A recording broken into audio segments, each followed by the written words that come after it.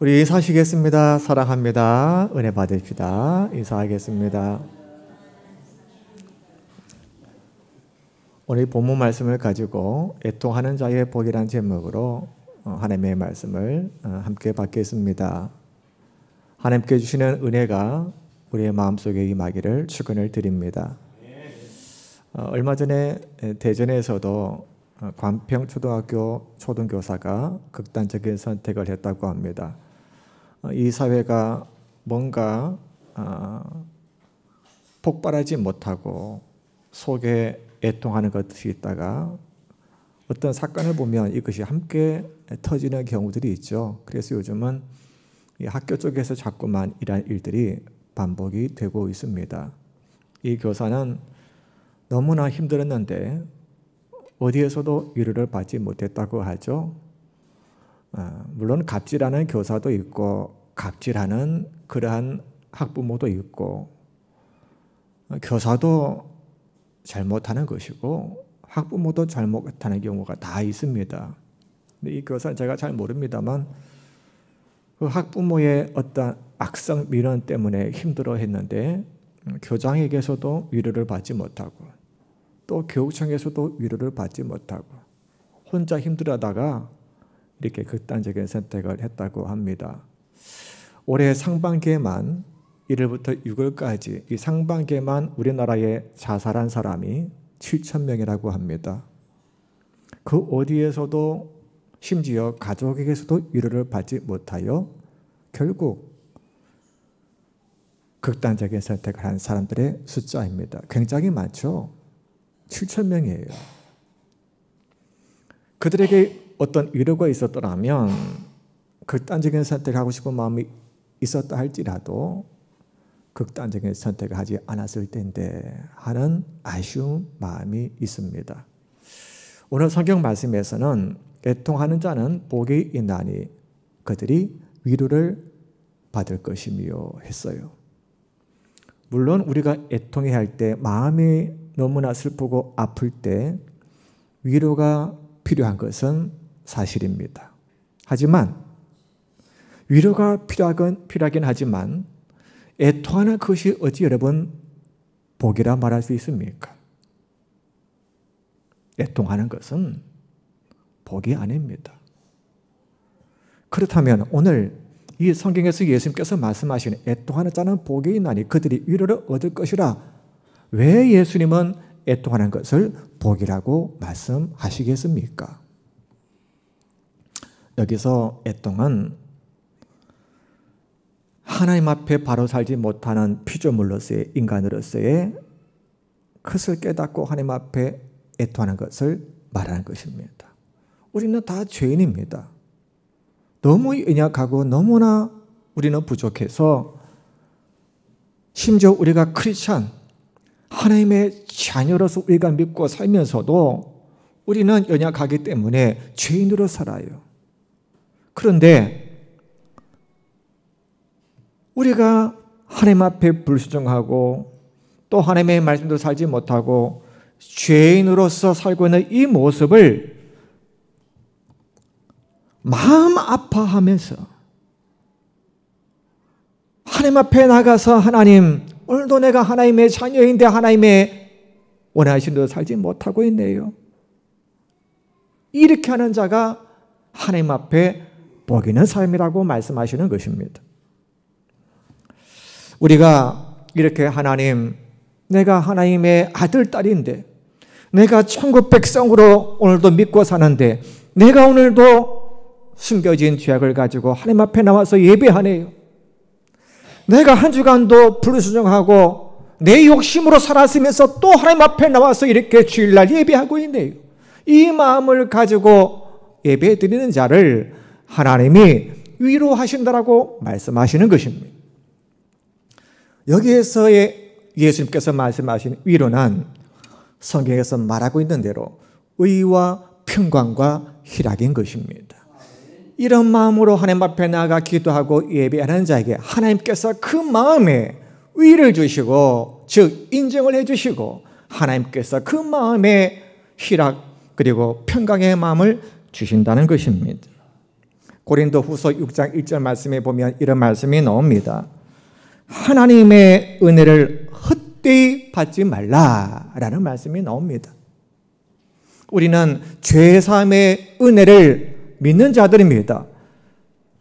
내가 죄인이기 때문에 나는 구원받을 수가 없어요. 우리는 하나님이 계신 천국의 나라에, 하나님의 나라에 갈 수가 없는 자들입니다. 그래서 예수님께서 우리의 죄를 대속해서 대신해서 죽으심으로 말미암아 우리는 죄사함을 얻고 천국에 갈 수 있게 된 것입니다. 이 죄사함의 은혜를 헛되이 받지 말라. 이 죄사함의 은혜를 알고 깨닫고 그 죄사함의 은혜에 맞게 살라라고 말씀하시는 것입니다. 그런데 우리는 이 죄사함의 은혜를 헛되이 받는 경우가 있습니다. 그래서 하나님의 말씀대로 살지 않습니다. 내 아집과 내 고집과 내 욕심과 내 뜻대로 자꾸만 살아요. 예수님께서 말씀하신 것처럼 자꾸 우리는 하나님의 법에 순종하지 아니하고 불법, 죄의 법을 우리는 섬기면서 살아갈 때가 있는 것입니다. 예수님께서 말씀하셨죠. 그날에 많은 사람이 나더러 이르되 주여 주여 우리가 주의 이름으로 선지자 노릇하며 주의 이름으로 귀신을 쫓아내며 주의 이름으로 많은 권능을 우리가 행하지 아니하였나이까 하리니 그때 내가 그들에게 밝히 말하되 내가 너희를 도무지 알지 못하니 불법을 행하는 자들아 내게서 떠나가라. 예수님께서 말씀하셨습니다. 여기서 불법을 행하는 자들은 마귀가 자꾸만 내 속에 뿌려주는 가라지, 그것을 뿜고 사는 자들입니다. 예수님께서는 마태복음 13장에서 알곡과 가라지의 비유를 분명하게 우리에게 가르쳐 주셨습니다. 한 사람이 자기 밭에 좋은 씨를 뿌렸습니다. 그런데 밤중에 원수가 와서 그 사람의 밭에다가 가라지를 뿌렸습니다. 나중에 싹이 나고 막 이렇게 자라나는데 가라지가 막 많이 올라와서 이것을 보고 종들이 주인에게 왔어. 주인이시여, 우리가 좋은 씨를 뿌리지 아니하였나이까? 그런데 가라지가 많이 나 있습니다. 그랬더니 주인이 뭐라고 말하냐면 그대로 두어라. 지금 그것을 가라지를 뽑다가는 알곡까지 같이 뽑히니 그대로 두어라. 추수 때에 그때에 가라지를 뽑아서 그 가라지는 불사르게 단으로 묶어서 불 피우고 알곡것은 거두어서 곡간에 드리리라. 예수님께서 이 비유의 말씀을 하셨습니다. 왜 이 비유의 말씀하셨습니까? 모든 피조물에게, 모든 인간에게는 가라지를 뿌리는 마귀의 역사가 있다는 것입니다. 마귀가 오늘도 우리 모든 믿는 성도들에게서 같이 찾아옵니다. 찾아와서 자꾸만 우리 속에 가라지를 뿌리는 것입니다. 하나님을 사랑하지 말거라. 네 욕심으로 살거라. 네 탐욕으로 살거라. 네 뜻대로 살거라. 자꾸 우리에게 가라지를 뿌리는 것이. 그리고 저 사람을 미워해라. 사랑하지 마라. 용서하지 마라. 그러면서 자꾸만 마귀, 우리의 사탄 마귀 권세는 우리 속에 찾아와서 자꾸만 가라지를 뿌리는입니다. 여러분, 우리는 오늘도 우리를 불법을 하는 자로 만들기 위해서 가라지를 뿌리는 그 원수 사탄의 마귀의 역사를 분별하고 가라지를 뿌려줄 때에 그 가라지를 말씀과 기도로 능히 다 물리칠 수 있는 저와 여러분이 되시기를 주 이름으로 축원합니다. 세례 요한이 자기에게 세례를 받으려고 많은 사람들이 찾아왔습니다. 소문을 듣고 세례 요한에게 세례를 받자. 그리고 너무나 많은 사람이 왔는데 그때 세례 요한이 그 사람들에게 외친 소리가 있습니다. 너희는 먼저 회개를 해라. 그리고 내 뒤에 오시는 그 메시아께서, 이 예수님께서 나는 너에게 물로 세례를 주었지만 그 예수님은 너에게 성령으로 세례를 주시리라. 그리하고 마지막 때에 그 예수님께서는 손에 키를 들고 타작을 하시사 알곡은 곡간에 들이시고 천국에 들어가게 하실 것이며 그리고 가라지는 쭉정이는 저 불사르게 던져 넣으시리라. 이렇게 세례요한이 말했습니다. 여기서 세례요한이 가르친 것은 딱 네 가지 단어입니다. 회개, 성령, 그리고 알곡, 천국입니다. 이 세례요한의 설교에 보면 회개를 해야 성령의 사람이 되고 성령의 사람이 돼야 알곡 신자가 되는 것이며 알곡 신자가 천국에 들어가는 것임을 세례요한은 말을 한 것입니다. 거꾸로 말하면 우리가 참된 회개 없이는 성령을 받을 수 없다는 말입니다. 성령을 받지 않으면 알곡 신자로서 신앙생활을 할 수 없다는 것입니다. 알곡 신자가 되지 못하면 우리가 하나님의 나라에 들어갈 수 있는 하나님의 사람이 아니란 것입니다. 그래서 우리는 회개한 사람으로서 죄사함의 은혜를 아는 사람으로서 우리는 살아가야만 하는 것입니다. 우리가 짓는 모든 죄악들 중에서 가장 큰 죄는 사랑하지 않는 죄라고 성경은 우리에게 가르칩니다. 먼저 하나님을 사랑하라 하셨습니다. 그런데 우리가 하나님을 사랑하지 않아요. 말로는 하나님을 사랑한다면서 실은 우리가 하나님을 사랑하지 않는 죄를 얼마나 많이 짓고 살았는지 모릅니다. 또 성경은 우리에게 사람을 사랑하라 했습니다. 내 이웃을 사랑해라. 그런데 우리가 이웃을 사랑하지 않아요. 사람들을 미워합니다. 판단합니다. 사랑하지 않습니다. 얼마나 우리가 하나님 앞에 많은 죄를 짓고 살아가는지 모릅니다. 여러분, 우리 속에는 이렇게 죄성이 있습니다. 예수 믿어도 내 안에서 뽑히지 않는 이 죄성이 자꾸만 우리 속에서 역사하고 있습니다. 또 하나님 앞에 사람들에게는 드러나지 않았지만 하나님 앞에는 숨길 수 없는 우리 안에 있는 그런 수많은 죄악들이 있습니다. 우리가 하나님을 믿는 하나님의 아들, 딸로서 거룩하게 살고 싶지만 순종의 자녀로서 하나님을 사랑하며 사람을 사랑하며 하나님께서 말씀하신 것에 우리가 따르며 말씀하시기를 하지 말라는 것에는 우리가 따르지 않으며 살고 싶지만 이게 쉽습니까? 너무나 어렵습니다. 자꾸만 나는 하나님의 이 말씀대로 살고 싶지만 안 돼요. 내 힘으로 안 됩니다. 내 힘으로 안 됩니다. 자꾸만 우리는 하나님 앞에 불법의 사람으로서 살아가고 있습니다. 그래서 우리는 애통해야 한다는 것입니다. 그래서 우리는 하나님 앞에 나아가 울어야 된다는 것입니다. 한나는 아이를 갖지 못해서 자기 힘으로 아이를 낳을 수가 없어요. 그래서 그녀가 할 수 있었던 유일한 방법은 하나님 앞에 나가서 우는 것밖에 없었습니다. 하나님, 저 분이 나란 여자가 내 속을 이렇게 괴롭히고 힘들게 합니다. 내게도 자식을 주시옵소서라고 그는 우는 방법밖에 없었습니다. 울었더니 제사장이 위로를 해주고 울었더니 하나님이 그에게 사무엘이라는 아들을 주신 것입니다.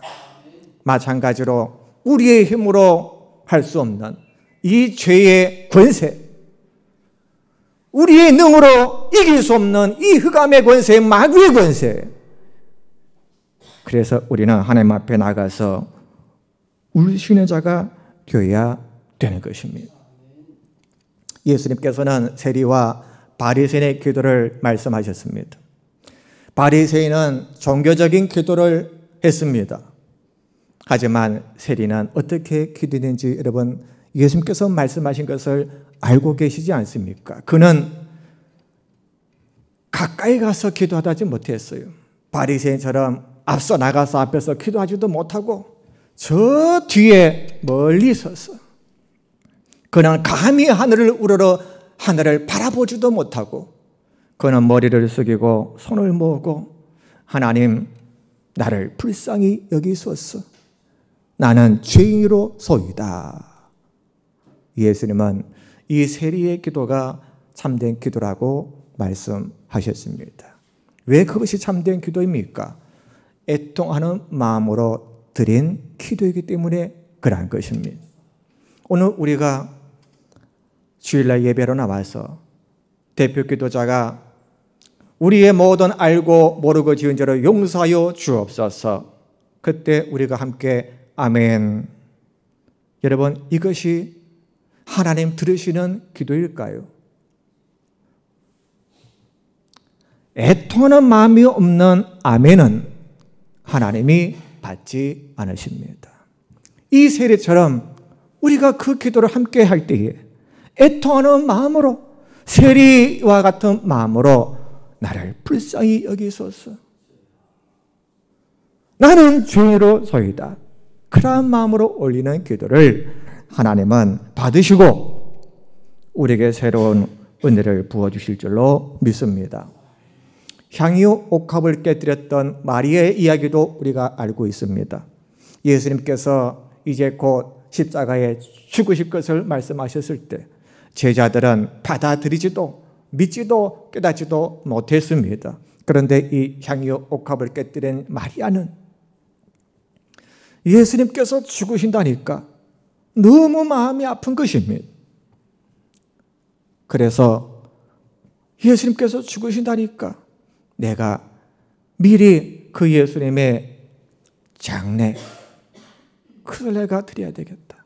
그래서 소중한 향유 옥합을 가지고 가서 아끼지 않고 깨뜨려서 예수님의 발에 그 옥합을 붓고 향유를 붓고 자기 머리털로 깨끗이 씻겨드린 것입니다. 이것은 주님께서 죽으신다는데 주님의 그 말씀을 제가 믿고 미리 이렇게 장사를 드립니다. 애통하는 마음으로 드린 헌신이었던 것입니다. 뭐 돈이 많아서 드렸던 게 아니에요. 애통하는 마음으로 드린 거예요. 제자들은 애통하는 마음이 없죠.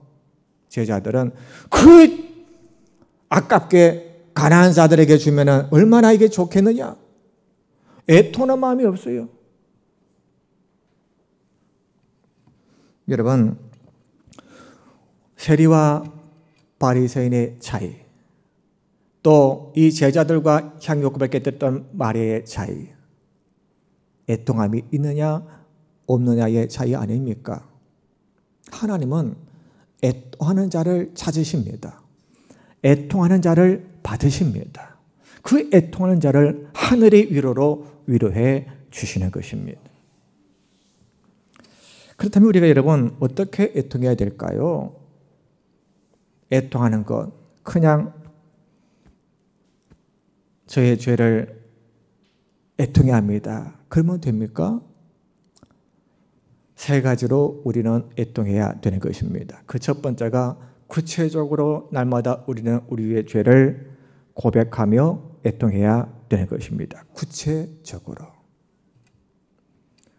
오늘 하루를 우리가 살았을 때에 가만히 아침부터 저녁까지 여러분 하나님 앞에 우리의 모습을 바라보셔야 됩니다. 그러면 죄가 다 있어요. 오늘 그냥 일상생활을 하루 한 것 같지만 하나님 앞에 자신을 이렇게 내어놓으면 있어요. 뭐가 말 한마디 죄를 지었던 거, 어떤 사소한 생각으로도 죄를 지었던 거 다 우리 매일 죄를 짓고 살아요.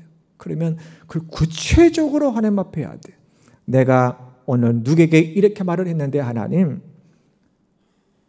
이 죄를 용서해 주십시오. 그렇고 하나님 앞에 나아가 애통하며 기도해야 되는 것입니다. 하나님, 내가 오늘 이러한 불순종을 했는데 하나님, 내가 오늘 이렇게 나쁜 생각을 품고 이렇게 했는데 하나님 용서해 주십시오. 이게 바로 여러분 애통하는 자의 기도인 것입니다. 우리가 병원에 가서 의사에게 어디가 아프셔서 오셨어요? 그러면은 그냥 아픕니다. 그렇게 대답하지 않습니다. 어디가 어떻게 아파서 왔으니까 치료해 주십시오. 이렇게 말합니다. 마찬가지로 우리가 하나님 앞에 나가 기도할 때도 한 주간에 말씀드린 대로 우리의 모든 죄를 사하여 아멘 이게 아니라요. 우리가 구체적으로 이렇게 것을 하나님 용서해 주십시오.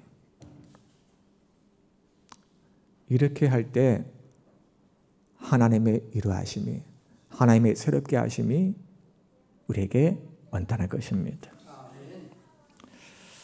두 번째로 우리가 어떻게 애통해야 되느냐? 내 안에 있는 죄를 미워하며 애통해야 됩니다.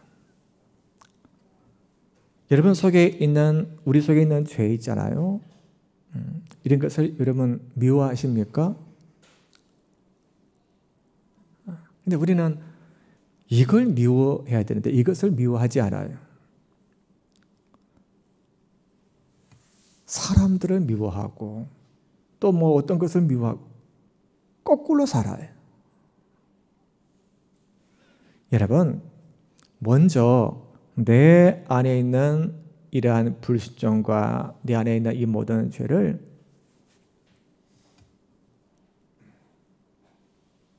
어떻게 된다고요? 미워해야 된다. 미워해야 돼. 이런 생각을 또 했구나. 나는 미워한다. 나는 싫다. 나는 거부한다. 자꾸 여러분 이러한 마음을 가지는 것이 애통하는 마음이란 것입니다. 그래서 우리는 자기 안에 있는 죄를 미워할 때에 내가 새롭게 되는 것이며 또 다른 사람을 바라보는 시각도 달라지기 시작하는 것입니다. 사람들은 자꾸 자기 안에 있는 죄를 못 봐요. 자꾸 보이는 다른 사람에게 하는 것입니다. 그래서 남편의 그러한 것을 허물을 보고 자꾸 남편을 미워하고 자식들을 막 미워하고 부모를 미워하고 형제를 막 미워하고 그럽니다. 여러분, 자신 안에 있는 죄를 미워하지 않기 때문에 일어나는 모습인 것입니다. 그런데 우리가 내 안에 있는 죄를 미워하기 시작하고 그것을 싫어하고 이것을 거부하고 그래서 그것 때문에 하나님 앞에 기도하고 그렇게 살기 시작하면은 그 미웠던 남편이 어떻게 보이느냐? 어떻게 보일까요? 긍휼이 보이기 시작하는 것입니다. 밉지를 않아요. 왜냐하면 자기 안에는 죄가 보이는데 이것 때문에 애통하고 사는데 그 미웠던 남편이 밉지를 않아요. 긍휼이 보인다는 것입니다. 그래서 내 잘못을 미워하고 내 죄를, 내 허물을 보고 미워하는 자에게는 바로 타인의 잘못을 보며 죄를 보며 허물을 보며 애통하는 마음을 가질 수 있다는 것. 그래서 우리는 이런 넓은 마음, 포용하는 마음, 남의 허물도 나의 허물로 보고 애통해야 하며 그를 위해서 기도할 수 있는 그런 성도의 삶을 살아가야 하겠습니다. 세 번째로 애통하는 마음은 어떻게 하는 것이 애통하는 마음일까요? 계속적으로 품는 그 애통하는 마음이 진짜 애통하는 마음인 것입니다. 우리가 어떤 하나님 앞에 불순종하고 그러면 하나님이 때로 징계를 하실 때가 있어요. 너 이건 아니다. 너 이거 깨달아야 되겠다고 어떤 징계를 주실 때가 있어요. 그러면 우리가 어떤 그 하나님의 징계를 받을 때 어떻게 합니까? 막 울고불고 하나님 잘못했습니다. 회개합니다. 그리고 이제 그게 해결되면 어떻게 됩니까? 애통하는 마음이 사라져버려요. 울고불고했던 그 마음이 사라져요. 그게 애통하는 마음이 아니라는 거예요. 애통하는 마음은 계속적으로 하는 마음입니다. 사도 바울이 예수님을 체험하고 예수님을 만나고 나서 삶이 확 바뀌었던 사람입니다. 그런데 그 마음속에는 항상 있었던 마음이 있는데 물론 구원에 대한 감사의 마음이, 은혜의 마음이 늘 있었지만 그와 함께 그의 마음에 늘 있었던 마음 하나가 있습니다. 바로 애통하는 마음입니다. 로마서 7장에 보면 사도 바울이 뭐라고 고백하냐면 오라 나는 공고한 사람이로다. 내 마음으로는 하나님의 법을 섬기고 따르고 날마다 살고 싶은데 내 육신으로는 죄의 법을 섬기고 있구나. 오라 나는 공고한 사람이로다. 그렇게 말합니다. 근데 이 마음이 이례적인 마음이 아니었습니다. 사도 바울은 나중에 순교 당할 때까지 그도 인간의 몸을 입기 때문에 예수님을 만난 사람이었지만 그럼에도 불구하고 자기 안에 있는 이 죄에 대한 이 역사가 있음을 보고 그는 그 애통하는 마음을 끝까지 가지고 살았다는 것입니다. 여러분, 세 가지의 말씀을 우리가 나누었습니다. 구체적으로 또 내 안에 있는 죄를 미워하는 마음, 싫어하고 거부하는 마음, 또 마지막으로 말씀드린 대로 계속적으로 이 마음을 잃지 않고 자신 안에 있는 이 모습을 애통하는 마음, 계속적으로 이게 애통하는 마음이다라는 것입니다. 결론 말씀 드리고 마치겠습니다. 여러분, 참 세상 사람들 보면